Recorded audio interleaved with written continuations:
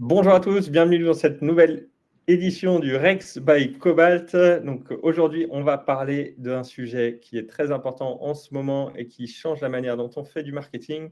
On va parler d'intention, de comment travailler les bons signaux pour faire mouche et toucher sa cible. Et je suis en excellente compagnie pour faire cela, puisque j'ai avec moi Alexis, qui est cofondateur de Faro. Alors, tu veux dire un petit mot sur Faro pour ceux qui ne connaissent pas encore? Ouais, merci beaucoup. Ravi d'être là, en tout cas, Adrien. J'en suis flatté de pouvoir parler de ce thème. Effectivement, Faro, pour ceux qui ne connaissent pas, mais une solution SaaS qui permet de pouvoir rechercher ses prospects. On associe l'ensemble des données sur les sociétés et les prospects en France et les personnes peuvent ensuite enrichir ces informations, trouver les bons signaux et puis les exporter vers leur solution d'envoi pour leur campagne outbound. Ouais, c'est une solution qu'on utilise, nous, chez Cobalt, qu'on a la chance de pouvoir utiliser pour justement créer des bases, travailler sur la prospection par la suite. Et on trouve énormément d'informations. Donc, je ne peux que recommander. Je suis ravi qu'Alexis ait accepté de participer à l'événement. Et avec nous aussi, donc, Lucas Mias, qui est fondateur de Jova. Donc, Jova, un petit mot, Lucas, pareil, pour ceux Oui, qui ne connaissent de pas même, encore. ravi d'être présent, puisque j'ai eu l'occasion d'utiliser Faro précédemment, donc très content de faire ce premier échange avec Alexis, et puis d'échanger autour d'un signal aussi, d'une thématique aussi importante et abordée autant en 2025. Donc, si je dois me représenter rapidement, Jova, c'est une plateforme pour aider les entreprises à mettre LinkedIn au service de leur engagement de prospects et de l'intégrer à leur processus existant simplement. Donc, l'idée étant de contacter moins de personnes, mais au bon moment avec le bon message. Et ça se fait de plein de manières différentes. Je pourrais revenir dessus aujourd'hui. On est à fond dans le sujet du jour. Donc aujourd'hui, on voit que les prospects, ils ne vont pas lever la main. Ils en ont marre qu'on les interrompe et qu'on leur envoie plein de contenus de mauvaise valeur ajoutée. L'idée aujourd'hui, c'est de parler de comment on peut utiliser des signaux, quels signaux, comment faire pour bien les actionner et pour améliorer les taux des différentes campagnes qu'on peut utiliser. Un petit mot sur moi-même. Donc, je suis Adrien Majeuse, le fondateur de l'agence Cobalt et de Neo Camino. Et sur Cobalt, on accompagne des PME ambitieuses sur toute leur génération de leads à travers de nombreux canaux, des plus classiques avec Google ou moins classiques avec Vidéo aujourd'hui et avec aussi tout ce qui est outbound, outreach et d'où le sujet d'aujourd'hui. On a plein d'autres thèmes. D'ailleurs, on a ceux qui sont intéressants. On a déjà abordé des sujets de code mailing et d'autres sujets qui sont dans les différents replays. Ça vous intéresse. Vous êtes toujours dans le de Cobalt. Alors, peut-être pour commencer, on peut commencer par le début. Comment on fait pour détecter les bons signaux? Et là-dessus, je me tourne vers Alexis, qui passe sa journée justement à collecter de la donnée. Ce sujet de signaux, vous travaillez dessus depuis quand et où est-ce que vous en êtes et qu'est-ce que vous arrivez à faire aujourd'hui? Qu'est-ce qu'on peut faire avec Faro? Qu'est-ce qui marche bien? Ouais, déjà, pour resituer un petit peu le sujet, pourquoi les signaux sont devenus importants, c'est qu'effectivement, l'outbound a vécu beaucoup de transformations, beaucoup d'évolutions dessus. C'est un canal qui est très utilisé parce qu'il fonctionne dedans. Et aujourd'hui, pour se démarquer dans l'ensemble de ces campagnes, c'est intéressant de pouvoir travailler, contacter en tout cas, tenter de contacter les entreprises au moment où il y a une problématique qui semble émerger dessus. Et pour ça, c'est effectivement, c'est pour cette raison en tout cas qu'on va utiliser la notion de signal à l'intérieur. Si tu me permets, Adrien, je vais juste essayer de définir un petit peu parce qu'il y a différentes catégories de signaux à l'intérieur dedans qui peuvent être intéressants. Il y a des signaux qu'on appelle signaux d'intention, véritablement. Donc l'entreprise parle d'une problématique. Enfin, en tout cas, il y a quelque chose qui nous permet de dire que cette entreprise a cette problématique-là en ce moment. Pour ça, on va plutôt regarder toutes les notions qui sont liées aux offres d'emploi, des nouveaux postes recherchés qui sont très importants, une visite d'un site web, vraiment des éléments qui nous permettent de dire que l'entreprise est à suivre en ce moment en particulier. Et puis ensuite, plutôt des notions qu'on va appeler signal d'affaires dessus, donc des événements, des signaux qui sont indirects, mais qui nous permettent de faire l'intuition, de faire l'hypothèse que cette entreprise est plutôt à prospecter en ce moment plutôt qu'à un autre. Le plus célèbre, celui qu'on a tout le temps utilisé, et j'ai toujours dit dans tous les webinars, c'est le premier, c'est la croissance. Donc, c'est hyper intéressant parce qu'une société qui est en croissance, c'est souvent une société qui a confiance en l'avenir dessus. Et ça nous permet de pouvoir le regarder. En tout cas, donc c'est tout un ensemble de critères qui sont liés aux évolutions firmographiques de l'entreprise. Et puis, Une levée de fonds, tu le mets dans ce levée de type de fonds, critères, par exemple? exactement, levée de fonds, on sait que c'est un moment qui est hyper intéressant pour les entreprises parce qu'elles sont face à des nouveaux défis, à des objectifs qui sont posés. On n'obtient pas une levée comme ça avec c'est pas un blanc-seing, hein.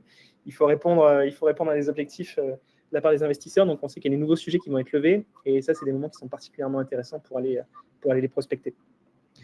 Et puis, il y a d'autres types de signaux qui sont des signaux qu'on peut appeler plus internes dedans, qui sont propres à votre activité. Un signal qui est pertinent chez nous, ça peut être ce qu'on fait en ce moment. C'est une entreprise qui vient d'assister à un webinar dedans sur une thématique en particulier. C'est quelque chose qu'on va pouvoir exploiter côté outbound. Ça peut être le téléchargement d'un contenu, l'inscription à une newsletter. Enfin, ça va être des choses qui vont être un petit peu différentes. Donc, Ça, c'est pas les signaux que vous avez, vous, dans Faro, c'est des non. signaux. Enfin, nous, on va voir chez des clients sur leur CRM, sur Jova, etc. Exactement. Ce n'est pas quelque chose qu'on va montrer dans la plateforme, mais c'est quelque chose qu'on va exploiter dans notre acquisition. Donc, on va exploiter les trois. On va à la fois travailler sur des signaux vraiment d'intention. Dedans, nous, ce qu'on apprécie beaucoup, c'est regarder les sociétés qui visitent notre site web, qui visitent une page en particulier. Ça, c'est quelque chose qui est très bien pour nous. On va utiliser les signaux firmographiques, comme je disais, comme la croissance. Et le dernier, ça va structurer notre acquisition, mais ce n'est pas propre à Faro en tant que tel, mais je pense que c'est important d'en parler, qui sont les inscriptions webinaires. Ça, c'est quelque chose d'assez structurant pour nous. Pour bien mettre le cadre sur tout ça, on est bien sur... Bien évidemment, avant ça, on a déjà identifié quel est notre cœur de cible, notre ICP. Donc, on a déjà tous ces critères-là. Et donc là, ces signaux-là, on vient les appliquer par-dessus. En fait, donc, on se dit, tiens, j'ai ces 10 000 entreprises qui sont des clients potentiels. Maintenant, sur les 10 000, lesquels il faut que je contacte aujourd'hui. Ouais. Même ça peut s'effectuer en 2 temps pour parler de notre acquisition. On peut très bien commencer avec une campagne de prospection dans laquelle on va être sans signaux, mais avec un ICP très bien défini dedans. Donc, commencer à parler, envoyer la campagne, regarder ce qui se passe et donc potentiellement avoir des premières entreprises qui vont venir sur votre site Internet. Certaines vont s'inscrire, c'est top, donc elles vont rentrer dans un traitement commercial plutôt habituel. Certaines ne vont pas être suffisamment rassurées, peut-être qu'il y a quelque chose qui est dit sur le site qui n'est pas suffisamment impactant pour que la personne passe à l'inscription, mais elle va visiter certains contenus, elle va visiter certaines pages. Et donc là, on va pouvoir la réexploiter dans une deuxième campagne et orienter l'acquisition de manière très différente. Donc, ça peut être. C'est super intéressant d'approcher ça. On a les différentes étapes du funnel. On rajoute encore le niveau, mais on vient vraiment faire du marketing dans ces cas-là parce qu'on voit beaucoup de commerciaux qui viennent utiliser ces outils. Et ce qui est une très bonne chose, mais qui vont tout de suite rentrer dans vas-y, j'y vais et un peu je bourrine. Et nous, ce qu'on voit chez Cobalt, et ce sur quoi on a pu accompagner les entreprises sur du B2B, quand il y a un marché qui est un peu limité, c'est que cette approche bourrine, elle épuise le marché et elle apporte des retours qui peuvent être négatifs. Donc, c'est intéressant de travailler dans la durée. Et ce que tu décris là, je trouve que ça fait très bien ça. On y va, on envoie des premières campagnes qui peuvent être très soft. On ne va pas aller pousser, mais on veut avoir des retours et on veut générer des actions qui vont permettre derrière éventuellement de remonter le lead sur les commerciaux. Je ne sais pas si c'est ça que vous fonctionnez. Si, carrément. Enfin, les campagnes outbound, elles ont cette vocation-là, effectivement, de faire aussi avancer les prospects dans le tunnel. Tout le monde ne va pas arriver d'un email ou d'une séquence LinkedIn vers l'achat. Il se passe des étapes. Ouais. Il y a un petit peu quelques étapes à cocher avant de véritablement... C'est une caricature qu'on a souvent. On se dit, l'outbound, c'est droit au but. J'envoie un mail, je décroche un rendez-vous et je fais une vente. Donc, c'est bien, je trouve, de montrer qu'il y a d'autres manières de faire et que ça, c'est pas forcément la bonne et c'est pas adapté à tout le monde. Ouais, non, je pense que c'est même. Je crois que c'est le cas même pour n'importe quel des canaux maintenant. Il n'y a pas de canal qui fait que la vente se passe directement. C'est un ensemble d'éléments qu'il faut arriver à faire. Sur ce point-là, Alexis, toi, tu as quelques benchmarks clés en tête sur une campagne outbound à froid, peut-être à partager. Qu'est-ce que vous observez ou que vos clients ont observé généralement? J'imagine que c'est très variable, hein, bien sûr. Mais... Ouais, bien sûr. J'ai juste les nôtres. En fait, ce qu'on regarde. Alors, je ne sais pas si ça répond bien à ta question, mais tu me diras, Lucas, ce qu'on regarde, nous, de plus en plus, c'est la part des personnes qu'on a contactées en outbound et qui ont fini en achat ou qui ont fini en essai dans un espace de 3 mois ou dans un espace de 6 mois dedans. Donc, c'est une contribution de l'outbound au chiffre d'affaires. Exactement. On n'a plus tout le regard de cette campagne à générer tant d'essais ou cette campagne à générer tant d'achats. Dessus, c'est plutôt on a contacté cet ensemble de prospects et à la fin, qu'est-ce qui s'est passé dans la suite. Ok. Et ça pour donner un ordre d'idée, on a à peu près, pour nous, 15% de nos essais qui viennent de l'outbound dans les 3 mois, et puis après, ça progresse dans les 6 mois. Ok. Donc, il y a 15% de nos leads qui sont liés qui ont reçu de l'outbound dans les 3 mois précédents. Ok. Ok, très clair. Oui, parce que moi, ce que j'ai pu observer aussi à titre personnel en tant que consommateur aussi, c'est que ça m'est arrivé de nombreuses fois de partager un email en interne d'une campagne outbound que j'ai reçue.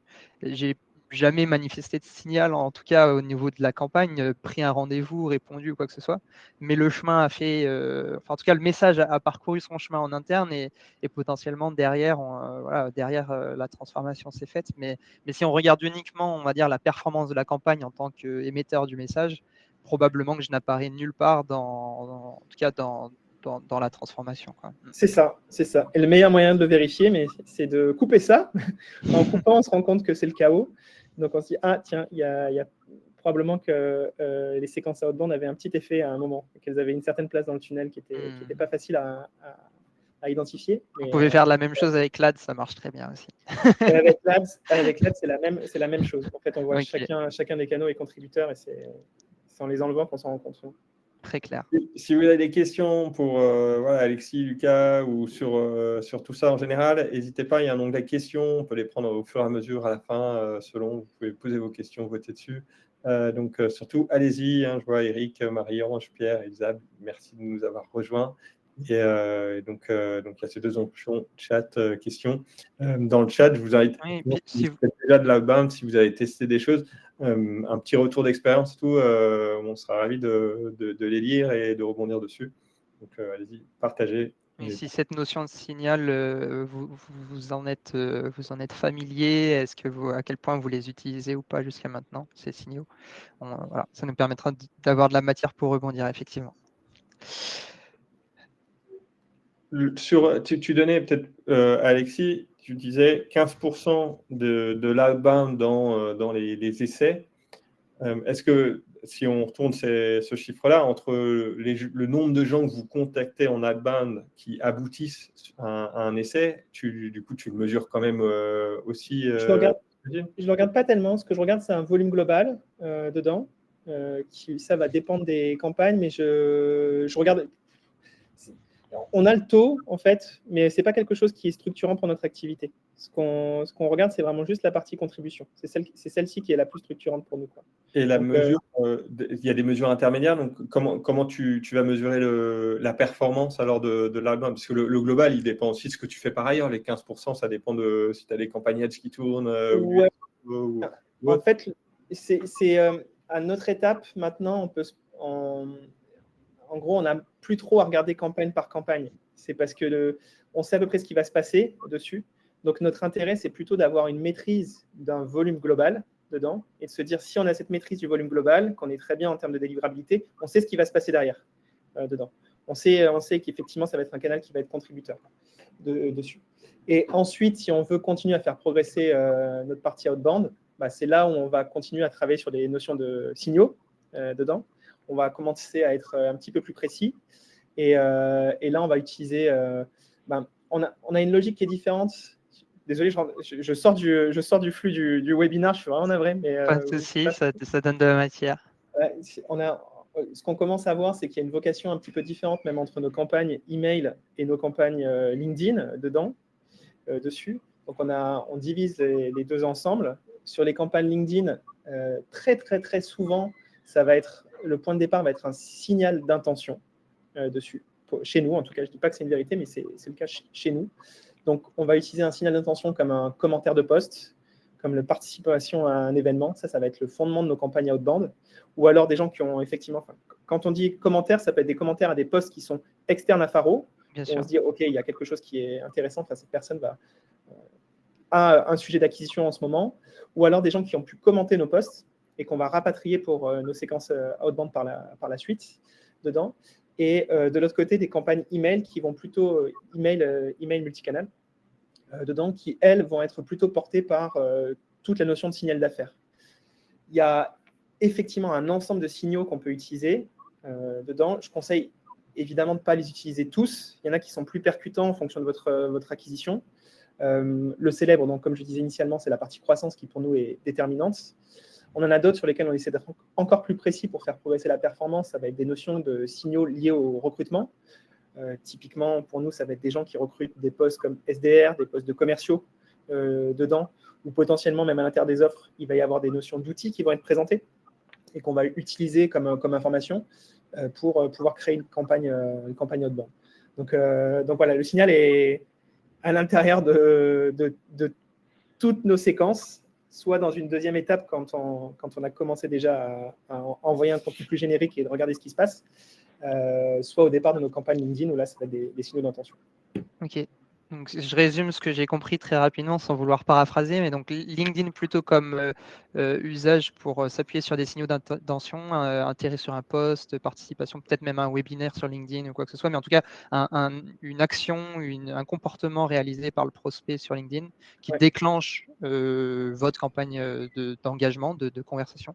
Quand sur l'email, là vous êtes plutôt éventuellement sur la constitution d'une base ICP, etc. pour toucher cette base-là par email avec une séquence multicanal plutôt à froid en tout cas, ou alors suite à un intérêt manifesté autre part, mais Exactement.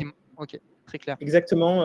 L'intérêt de la campagne multicanal, ça va être de faire atterrir sur le site web pour nous, où on sait ensuite ce qui va se passer en termes de conversion, alors que la campagne LinkedIn, son intérêt, ça va être plutôt de déclencher des discussions dessus. Et on sait que déclencher des discussions et les gérer automatiquement, enfin pas automatiquement justement, ça consomme du temps, c'est prenant, c'est quelque chose qui nécessite une expertise. Donc là, on essaie de se concentrer sur quelque chose d'encore plus quali, d'encore plus dans le temps, on va dire, dans un temps réduit. Cette personne a déclenché le signal il n'y a pas très longtemps, quoi. Ok, super clair. Et peut-être une dernière question, parce que tu as parlé de volume, en l'occurrence, que c'est quelque chose que tu pilotes, que c'est l'un des indicateurs que tu regardes. Ouais. Qu'est-ce que tu conseilles concrètement là-dessus? Au final, c'est quoi comment tu le regardes, comment tu l'appréhendes? En fait, pour moi, ma position, c'est en fonction du ticket moyen que vous avez, je pense. En tout cas, c'est ma vision des choses. Si vous avez un prix d'accès qui est assez accessible, comme peut l'être le nôtre, vous savez que vous allez avoir un volume d'emails qui va être un peu plus important. Si vous avez des prospects qui sont plus high ticket, je pense que ça vaut le coup d'avoir des campagnes qui sont encore plus réduites. Enfin, un prix d'entrée qui va être plus important. Ça vaut le coup d'avoir des campagnes qui sont encore plus réduites et dans lesquelles vous allez avoir une attention sur la copie qui va être encore plus Et sur un niveau de l'écriture des mails. personnalisation qui est plus élevé. Ouais, voilà, Ok. pas de fausse personnalisation, mais en tout cas, ouais, une attention Pour donner particulière. un exemple là-dessus, j'étais avec quelqu'un tout à l'heure là, où on est sur des campagnes, ils vont envoyer des 50 mails à la fois, mais sur des trucs ultra ciblés, un code NAF, c'est des gros paniers moyens avec des deals qui peuvent être à plusieurs millions parfois. Et donc, ils vont faire ce travail de personnalisation, mais donc ils vont récupérer de la donnée, récupérer éventuellement sur l'intent. Aujourd'hui, ils n'utilisent pas encore l'intent pour le coup, mais donc sur 50 mails très très bien ciblés sur des critères qui sont purement firmographiques et en ciblant la bonne personne, ils arrivent à avoir quasiment 10% de rendez-vous derrière. Ouais, ça en me étant surprend bien pas. personnalisé. Ouais. Mais donc, c'est super intéressant de se dire, c'est en effet la masse, l'automatisation, l'IA. C'est des aides. Dans tous les cas, c'est des aides, mais il faut pas oublier que si on a un marché qui est restreint, il faut être quali. Et si on a un marché qui est beaucoup plus large, après, on peut tester des choses différentes. Mais Oui, complètement. Je pense, je voyais qu'il y avait une question de Shona d'ailleurs sur l'utilisation de l'IA dedans. Il y a cette tentation sur la partie outbound de faire que de l'IA et de faire tout écrire par une IA. Je ne sais pas si on a tous la même boîte mail. Moi, je reçois beaucoup d'emails de prospection de solutions peu françaises dedans et le contenu est rarement quali, quoi. Donc, ça vaut le coup de passer un petit peu de temps sur la partie ciblage et sur la partie écriture et de maîtriser véritablement ce qu'on est en train d'envoyer. Oui, c'est intéressant ce que tu as dit et je pense que Lucas va être bien d'accord aussi, mais au final, tu n'envoies pas de mail sans signal aujourd'hui. Il y a forcément un signal d'une forme ou d'une autre que tu utilises dans le ciblage, mais un mail brut comme ça.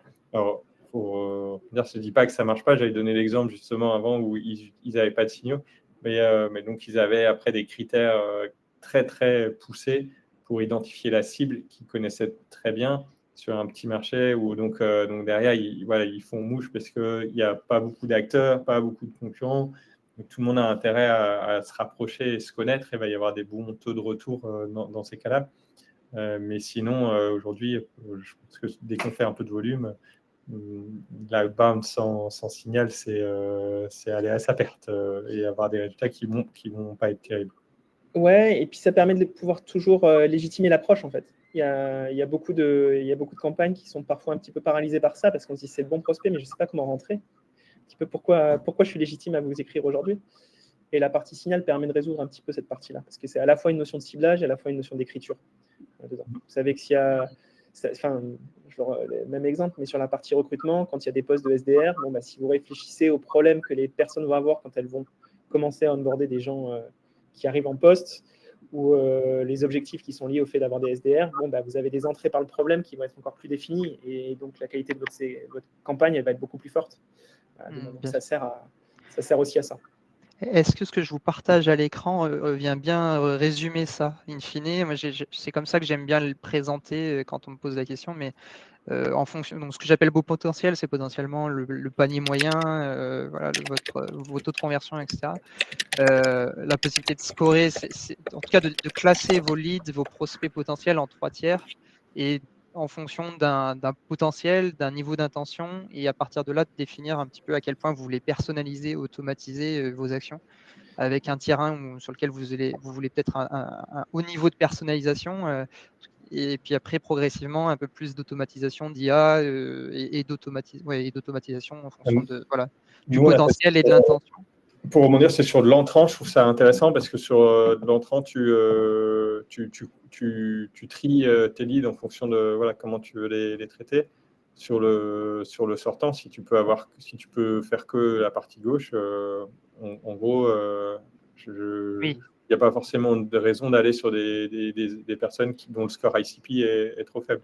On va les avoir en entrant parce que sur des campagnes Google, de SEO, du LinkedIn, on va forcément avoir des gens qui sont un peu moins qualitatifs par rapport à ce qu'on aimerait dans l'idéal.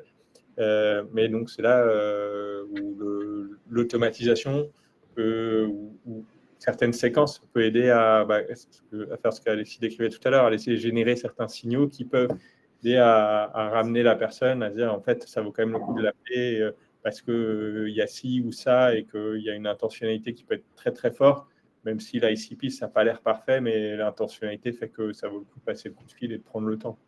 Ouais, c'est exactement ça. Sur le tier 3, il y a 12 mois, j'avais une opinion différente, justement. Ce tier 3, c'était genre 100% automatisé, il n'y a pas de souci, on voit comme ça. Et on s'est vraiment rendu compte qu'à l'intérieur de ce tier 3, il y avait des gens qu'on ne détectait pas, nous, initialement, au ciblage. On considérait que ce n'était pas notre cible. Et pourtant, c'est des gens qui, une fois dans le produit, restaient longtemps. Voilà. Et c'est pour cette raison qu'on a sorti la fonctionnalité d'analyse des visiteurs qui ont visité le site web, de pouvoir faire identifier de faire remonter dans Faro les personnes qui ont visité votre site web pour se dire, OK, j'ai ma campagne tier 3, et très bien, ces gens-là ont visité le site web, donc potentiellement, c'est des gens qui sont plus intéressants pour moi dessus, et là, je vais me permettre de pouvoir refaire de la outbound différemment, soit avec de la partie LinkedIn, soit même si c'est des gens qui sont encore, dans l'entreprise est assez solide, assez mature, dans lequel je vais pouvoir rentrer avec des séquences de call un petit peu différentes. Okay. Donc, il y a un mouvement qui est… ces tiers sont parfois un peu plus poreux qu'on peut le présenter. Et c'est pour ça que dans ce que je présentais, je peux le remettre à l'écran, mais moi je vais différencier le potentiel du compte qui peut être un score ICP par exemple, et puis le score d'intention qui peut se croiser avec le score ICP. Donc on peut avoir un score ICP plutôt moyen, mais un niveau d'intention qui est plutôt élevé à visiter le site web, la page pricing, etc. Et donc mener une action sur ce tiers-là, du coup, qu'on classait historiquement peut-être dans le tiers 3, c'est ce que tu dis Alexis, mais que peut-être il faut faire remonter au final dans les tiers parce que vous avez une hybridation potentielle plus intention qui finalement le fait remonter dans la qualité du prospect au final, si je le résume un peu comme ça. Je sais pas si… Ouais, carrément, c'est ça. T'as raison. Voilà, mais on est parti assez loin. On est parti loin. Désolé, c'est ma faute. On est à un niveau, en effet, de ce qui peut être mis en place qui est complexe. Si je veux revenir Roman qui pose une question et je vais répondre par une question. Roman, qui est community manager dans une entreprise de formation B2B. voilà, qui nous dit qu'elle a des campagnes de mailing sur une base de d'anciens clients et de la sponsorisation sur Instagram. Alors Instagram B2B, ça saute pas aux yeux, mais donc je suis content que Roman, éventuellement, si vous pouvez nous en dire un peu plus sur quelle est votre cible, parce que quand on va être sur toutes ces questions, justement, là, depuis tout à l'heure, c'est déjà quelle est la client ICP, et donc sur ces formations, voilà, est-ce que vous pouvez nous en dire un peu plus, et éventuellement on peut rebondir dessus. Alors on est sur des gérants de salons de coiffure. Alors là, je vais faire travailler Alexis et Lucas, voilà, donc gérants de salon de coiffure, pour leur proposer de la formation. Donc là, moi demain, en tout cas, Cobalt, j'ai ça. Je vais me dire, si je veux faire de l'outbound, j'ai toutes les bases qu'il faut sur Faro. Je vais les trouver assez facilement, ce salon de coiffure. Ouais. Je pourrais aller regarder aussi si je ne peux pas faire des choses avec du Google Maps et cibler certains salons et tout en termes de récupération de données. Mais donc, sur Faro, on va trouver. Et la question d'après, du coup, c'est quels sont les signaux? Donc, qu'est-ce que c'est comme formation, Roman? Et qu'est-ce qui fait que quelqu'un achète votre formation? Est-ce qu'il est en phase de... S'il y a un changement, un élément réglementaire? Qu'est-ce qui fait qu'il y a besoin de faire appel à vous? Si vous avez un peu plus d'infos. Voilà, je ne sais pas si Alexis et Lucas, vous voulez rebondir avec d'autres éléments, si ça vous inspire. Alors, c'est difficile, on ne connaît pas les détails de l'acquisition, mais effectivement, le fait de travailler sur des données légales permet effectivement d'adresser déjà des gérants de salons de coiffure dedans, parce qu'il y a des structures. Il y a des signaux qui peuvent être indirects, par exemple, dessus, ça peut être l'ouverture de nouveaux établissements. Si, par exemple, la formation, c'est particulièrement adapté pour des salons qui sont un petit peu plus structurés, dans lesquels il y a une croissance dedans, la détection de l'ouverture d'un nouvel établissement associé à cette entreprise, c'est un bon signal, en fait, pour parler. Ça permet déjà, à l'intérieur de ce marché des salons de coiffure, de pouvoir diviser avec ceux qui sont en train de grandir. Et là, vous avez une séquence qui, encore une fois, peut être bien écrite, bien construite, parce que vous avez utilisé cette notion-là, quoi. Ouais, elle parle de sujets de formation, recrutement et tout, donc ça, c'est aussi des signaux éventuellement à regarder. Est-ce qu'il y a des enjeux là-dessus? Sur les signaux qui sont moins des signaux outbound, mais Alexis, tu en parlais, ça va être à quel point vous arrivez peut-être sur Instagram à pousser des contenus téléchargeables, par exemple, que l'on peut utiliser comme un signal d'intérêt pour de la formation, pour la structuration d'un business plan d'un nouvel établissement, etc. Et donc, tous ces signaux-là, ces signaux d'intérêt pour un contenu.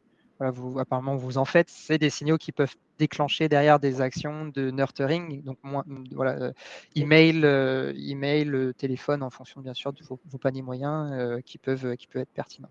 Je n'ai pas parlé de LinkedIn parce qu'il faudrait regarder. J'avoue que ça va dépendre, bien sûr, des établissements. Si c'est des chaînes, Moi, je regarderais le LinkedIn aujourd'hui. Ça vaut le coup de regarder, voilà, exactement.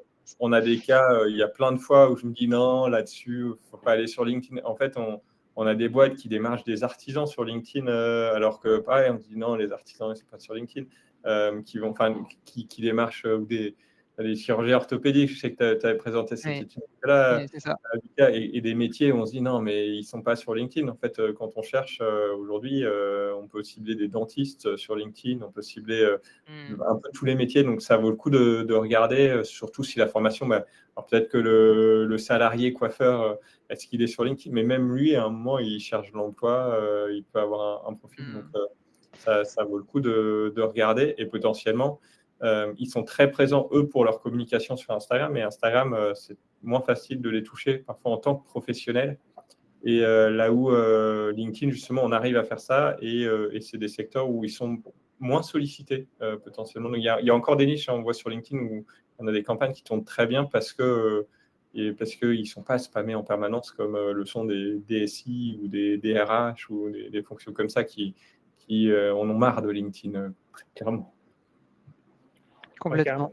Effectivement, il y a de plus en plus de monde sur LinkedIn, donc forcément, les marchés qui étaient un petit peu moins digitalisés, un petit peu moins présents, sont mieux représentés qu'ils ne l'étaient il y a quelques temps. Ouais, tu as cité un certain nombre de secteurs, mais effectivement, nous, on a des clients qui performent très bien sur LinkedIn, ça paraît contre-intuitif, mais des métiers dans le médical, ça peut être chirurgien orthopédique, ça peut être dentiste, ça peut être des restaurateurs. Et donc, effectivement, on voit une nouvelle population qui vient sur LinkedIn voilà, pour se nourrir de contenu, pour regarder ce qui s'y passe, pour avoir un avis politique sur certains sujets. Donc, c'est un réseau social comme un autre de plus en plus et qui fait qu'on peut toucher des cibles qui n'étaient pas présentes il y a 4-5 ans. Est-ce que, peut-être, Lucas, tu veux rebondir sur, justement, là, si on a des signaux, on a identifié des choses, qu'est-ce que, de votre côté, voilà, en termes d'outillage, comment on passe à l'action avec ces informations-là? Qu'est-ce que vous faites dans Jova? Toi, tu fais pour Jova? Oui. Nous, la vision qu'on a de Jova, c'est de moins intervenir sur une des parties dont a parlé Alexis, qui est la prospection vraiment à froid, donc constitution de bases de données froides et de les engager avec un volume important, mais plutôt de venir s'intégrer à des processus existants pour utiliser LinkedIn dans vos points de contact avec votre prospect. Et donc, les différents cas d'usage, je peux en partager quelques-uns. Voilà, j'en ai listé à l'écran, mais les cas d'usage peuvent être très variés. Donc, ça peut être, vous avez déjà en fait en CRM des bases de prospects qui vous connaissent plus ou moins. Ils ont participé à un salon, ils ont participé à un webinaire et vous avez des bases de données que vous avez déjà utilisées via l'outbound, mais vous n'avez pas leur profil LinkedIn, par exemple. Vous n'avez jamais pris le temps de les toucher via ce canal-là. Eh bien, vous allez pouvoir facilement l'importer dans Jova et enrichir cette base de prospects pour récupérer l'URL LinkedIn du prospect et le retoucher via une campagne. Donc ça, c'est un cas qu'on... Le cas d'usage de Roman, typiquement, qui disait qu'il y avait toute une base d'anciens clients. Donc là, les anciens clients, je charge la base, je récupère les LinkedIn. Et donc, ceux qui sont sur LinkedIn, j'arrive à les identifier et ça permet de les toucher. Et là, on est typiquement dans un cas d'usage où ça peut être intéressant du coup, d'aller tester un nouveau canal après avoir envoyé un certain nombre de campagnes mail. Exactement. Donc ça, c'est un des cas d'usage qu'on développe de plus en plus. Le cas d'usage, un cas d'usage complémentaire qui peut être le téléchargement d'un guide, d'un livre blanc, d'une documentation sur votre site, d'une inscription à la newsletter, et qui va nous permettre, nous, d'aller de la même manière, à partir d'un certain nombre d'informations, enrichir de l'URL LinkedIn pour aller retoucher cette personne-là, envoyer une invitation, un petit message, le partage d'un contenu complémentaire, créer une discussion, en tout cas. Donc ça, c'est ce que je vais mettre dans la brique de nurturing, en tout cas, sur la base de points de contact qui existent déjà chez vous et qu'on peut mettre au service de la conversation, de l'engagement de votre prospect. Un deuxième cas d'usage, c'est si vous faites de la publicité sur LinkedIn, par exemple, vous pouvez. Il y a des signaux qu'on n'utilise pas beaucoup, les likes, les commentaires sur vos publications. Je ne sais pas si vous l'avez vu, il y a des nouvelles fonctionnalités qui sortent pour pouvoir pousser des publications en organique. Aujourd'hui, historiquement organique, pardon, mais via la publicité, qui génèrent de l'engagement et on va récupérer un certain nombre des personnes qui vont engager sur ces posts sponsorisés, likes, commentaires. On va vous aider à cibler les plus pertinents. En identifiant ceux qui correspondent le mieux à votre audience, à votre client idéal, pour pareil pouvoir les réengager dans les conversations ou les faire remonter dans votre CRM si c'est pertinent. Donc là, ça correspond à Alexis, tu disais vous cibliez des publications, les gens qui interagissent avec des publications, que ce soit les vôtres ou d'autres. Donc là, on le fait avec du LinkedIn Ads. Exactement. Et donc, c'est la stratégie de contenu, c'est plus ce dont parlait Alexis, c'est-à-dire, voilà, par exemple, vous avez des concurrents ou de plus en plus d'influences en B2B qui posent sur des sujets connexes à votre expertise. Vous allez pouvoir aller récupérer certains de ces signaux pour engager les personnes qui auraient interagi sur ces contenus et leur créer des conversations. Ouais, c'est les deux, tu as fait les deux choses. Et le premier usage dont tu as parlé, Lucas, avec la partie enrichissement de base existante, pour nous, c'est un des plus gros usages qu'on a dans l'application aussi. Ok. L'import de fichiers. J'ai une donnée d'entreprise, même initialement parfois, qui est assez cracra, pour utiliser un peu poli, dedans. Et ensuite, j'arrive jusqu'aux données de contact derrière pour pouvoir créer les campagnes. Alors, ça peut être dans Jova, mais ça, c'est un usage qui est très, très présent et que je conseille, quoi. Ouais, nous, on pousse ça. C'est un fond, c'est souvent des entreprises viennent et disant j'ai besoin de nouveaux leads et tout. Et on se dit, attends, tu as une base là, typiquement, tu as une base de 5000 contacts. Enfin, commençons par regarder ce que tu as dans ta base de 5000 contacts de gens avec qui tu as déjà eu des interactions. Parce que sur les 5000, tu n'as sans doute pas épuisé tout ce qu'il y avait à faire et c'est intéressant. Alors, parfois, la base, elle est elle est tellement cracra qu'il n'y a pas grand-chose à en faire, mais cracra dans le sens où c'est pas les bonnes, c'est pas juste c'est pas l'ICP, c'est pas les bonnes personnes, c'est pas voilà. Et dans ce cas-là, on part un peu de zéro, mais souvent il y a plein de potentiel dans ces bases-là, donc c'est vrai que c'est excellent.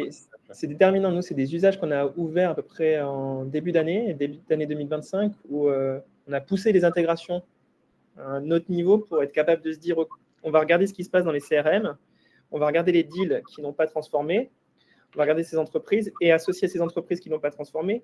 Est-ce que cette entreprise est en train de recruter en ce moment? Est-ce que cette entreprise a un DIRCO qui a changé de poste? Enfin, voilà, d'associer ces éléments-là pour avoir à la fois la partie je travaille sur mes leads existants et j'ajoute la notion de signal à l'intérieur pour respécifier encore ma campagne. Et ça vraiment très bien. Je pense que c'est la suite un peu. C'est l'exploitation de votre CRM.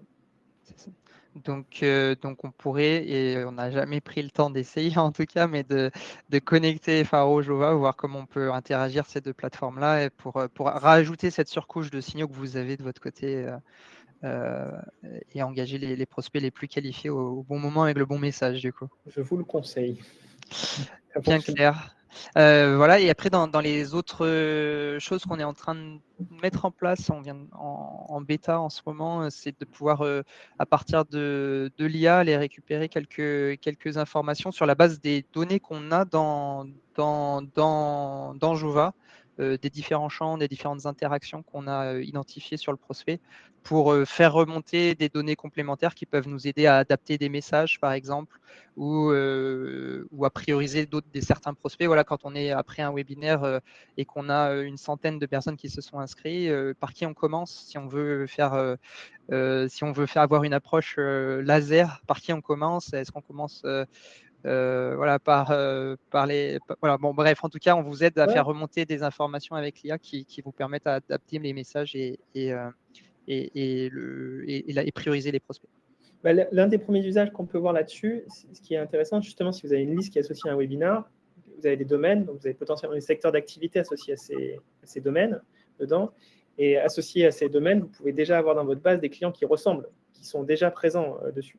Donc, on sait que la preuve sociale, le fait de pouvoir dire que des gens qui vous ressemblent ont réussi dans un produit, c'est un facteur qui va faciliter en tout cas le passage à l'essai ou le passage à l'achat. Donc, c'est quelque chose que vous pouvez construire avec l'IA. Ce n'est pas forcément le thème du webinaire, mais c'est une bonne utilisation de l'IA de vous permettre de reconnaître à l'intérieur de vos prospects ceux qui ressemblent. Ceux qui ressemblent à vos clients existants. Voilà, c'est ça. Complètement.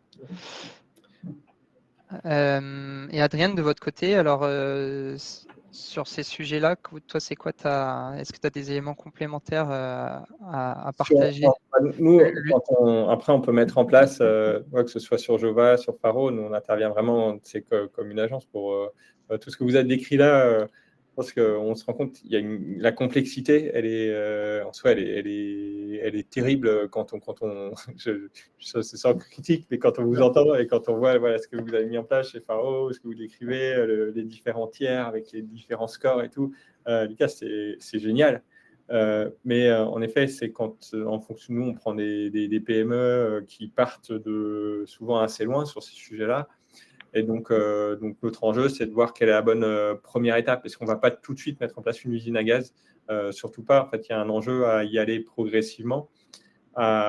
Aussi, c'est comme sur l'automatisation, à ne pas automatiser tout de suite, mais d'abord à potentiellement faire plus à la main, récupérer des infos, voir ce qui marche pour derrière automatiser des choses si besoin.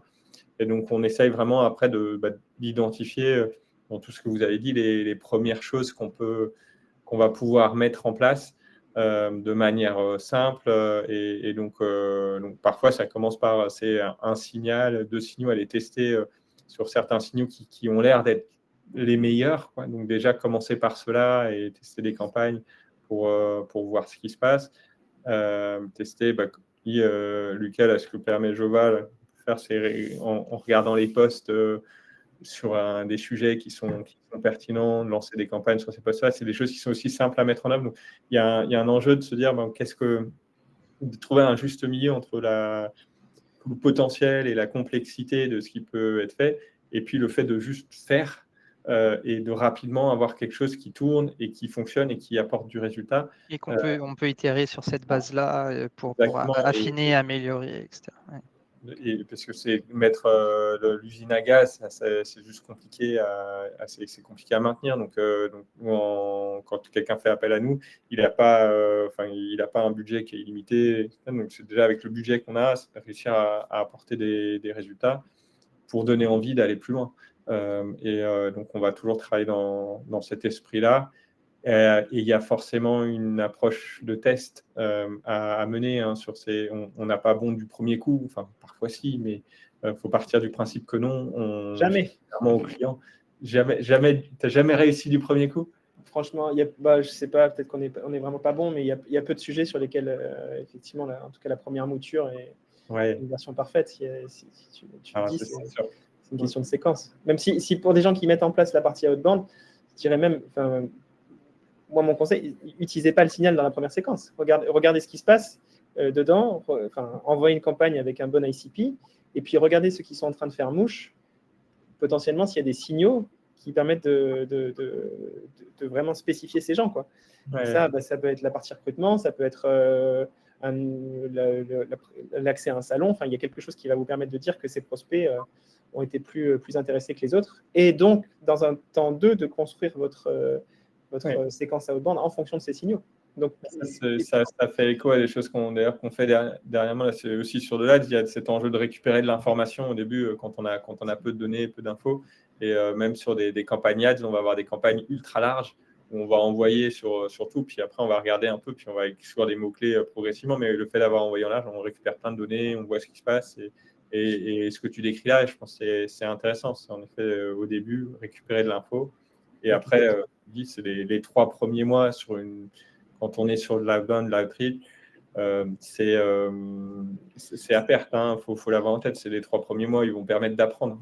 Par contre, les 3 mois d'après, normalement, on doit avoir des choses qui sont intéressantes. Et au bout des 3 mois, on prend des décisions pour bien utiliser son budget, bien orienter. Effectivement. Et après, on surveille toujours parce que ce qui marche un jour, ça ne marchera pas toujours dans 6 mois, dans un an. Donc on espère que si, et ça peut durer longtemps. On voit que souvent, ça bouge, les choses bougent, mais une même campagne peut quand même porter ses fruits pendant très longtemps. Mais voilà, faut surveiller ça de près. Donc on accompagne un peu tout ce process-là. Et là, je n'ai pas parlé, c'est la partie peut-être outbound, là, mais il y a tout ce qui est plus inbound, gestion de la base, où là, il y a en effet des sujets d'enrichir la base et d'avoir une meilleure donnée sur la base existante pour pouvoir mieux la cibler, d'envoyer des messages LinkedIn, de tester des canaux différents. Et là, il y a des choses qui peuvent se mettre en place qui sont beaucoup plus structurelles. C'est dans la manière dont la base de contact est gérée, dont le CRM est animé, et qui permet là de mettre des choses simples en place, mais qui, elles, vont être extrêmement efficaces sur du moyen long terme pour juste bien animer la base de contact. Ouais. J'ai l'impression, Adrien, que tu me dis si tu es d'accord avec ça, mais je vois de plus en plus de prospects, en tout cas d'entreprises qui ne sont pas prêts à payer pour mettre en place des machines complexes, mais par contre qui sont friands d'agences qui ont une approche conseil, en tout cas sur par quoi on commence, comment on structure et quelles sont les premières étapes. Est-ce que ça, tu confirmes ce point de vue-là ou est-ce que Ouais, après, il y a des modes de fonctionnement. Aujourd'hui, on parle beaucoup de growth, ou on dit des agences de growth. Et après, qu'est-ce que c'est qu'une agence de growth? Aujourd'hui, nous, notre objectif, c'est de générer de la lead gen, générer de la croissance. Et donc, c'est ce qu'on fait. Et après, en fonction de l'entreprise, on va le faire de différentes manières. Il y a des entreprises, dans le cas idéal, mais en ce moment, vu le contexte économique et tout, le cas idéal, je ne le rencontre pas très souvent. Dans le cas idéal, on a du budget en face et quand on leur dit, bon, pendant 3 mois, vous mettez tant de budget, on va faire des dizaines de tests et ça va être génial.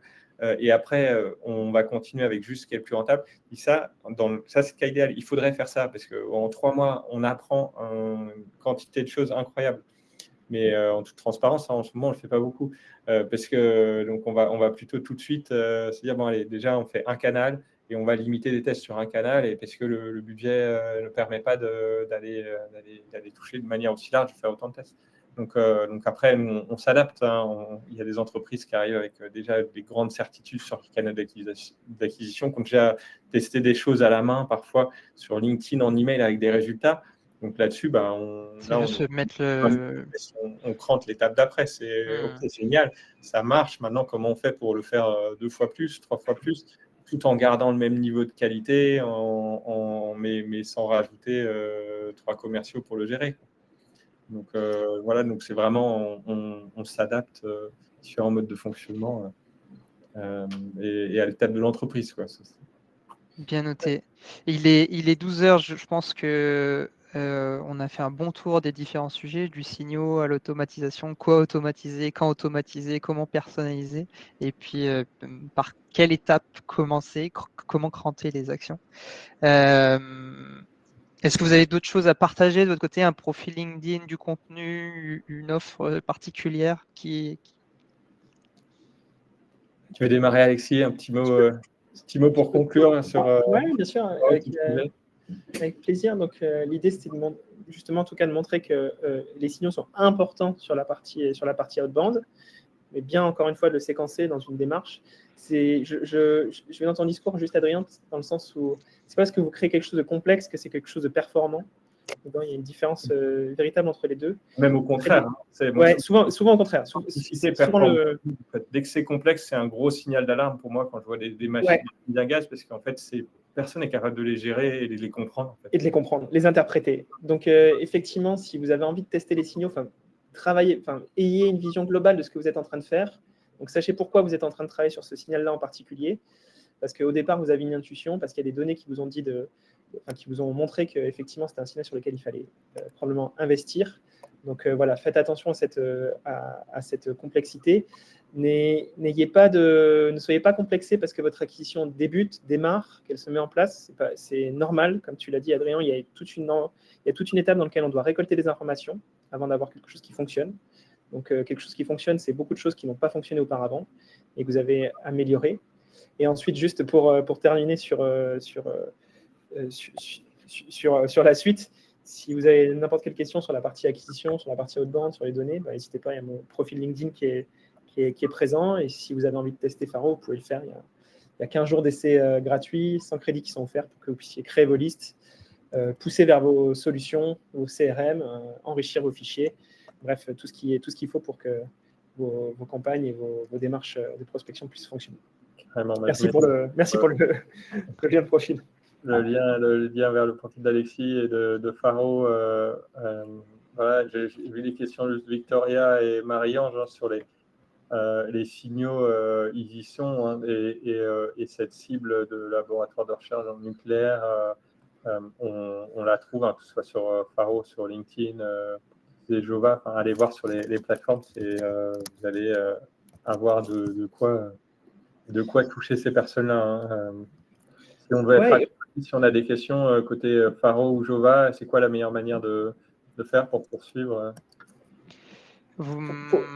Vas-y, Alexis, vas-y. Non, si c'est des questions qui sont liées au produit, vous pouvez directement vous rendre sur faro.com. Il y a un chat et donc l'équipe sera ravie de pouvoir vous aider.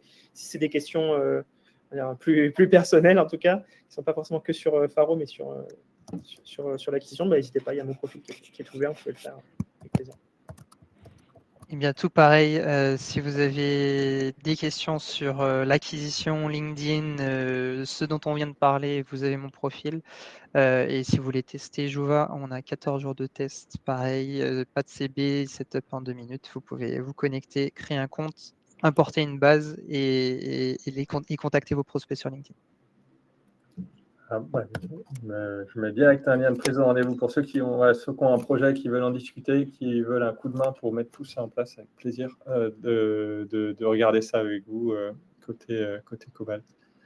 Merci beaucoup à tous les trois. C'est dense, 45 minutes, on a débordé. Désolé pour ce petit retard, mais j'espère que ça vous a intéressé. Vous recevrez le replay.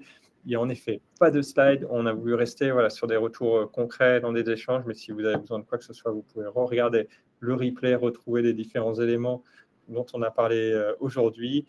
Et voilà, on a un prochain webinaire qui arrive sur le SEA côté Cobalt dans quelques temps. Donc, on vous enverra une petite invitation pour ceux qui sont là-bas. Sinon, envoyez-moi un petit message. Je serais ravi de vous y ajouter. Et puis, bon courage pour tous les Respo Market qui préparent leur plan 2026 ou qui sont en train de les finaliser, je l'espère. Voilà. Et pour la mise en place de la ban avec beaucoup de réussite sur l'année prochaine avec Faro et Jova. Merci beaucoup, Merci à merci pour tous. l'invitation. Bonne journée à tous.